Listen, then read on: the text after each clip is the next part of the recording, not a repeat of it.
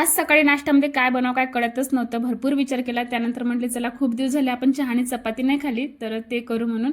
आणि आम्ही लहानपणी खूप खायचो, मी आणि माझा भाऊ. आमच्या सकाळचा हाच नाश्ता असायचा. सकाळी चहा आणि चपाती खाल्ली की गेले शाळेत. जोपर्यंत माझं लग्न नव्हतं झालं ना तोपर्यंत हेच नाश्ता होता. आता तो पण नाही खात आणि मी पण नाही खात. आणि काय माहीत काय प्रॉब्लेम होता, तर डॉक्टर पण नको म्हणते. तर चला तुमच्यापैकी कोण कोण आहे जे आता पण चहा आणि चपाती खात आहे, किंवा कोणाचा फेवरेट नाश्ता आहे मला सांगा कमेंट करून. आणि आमच्या इकडे आज रविवार असल्यामुळे बाजार होता, तर बाजारात गेले होते. तर बघा थंडीमुळे किती छान भाज्या आल्या नाही का, हिरव्या हिरव्यागार कोथिंबीर वगैरे खूप चांगलं होतं.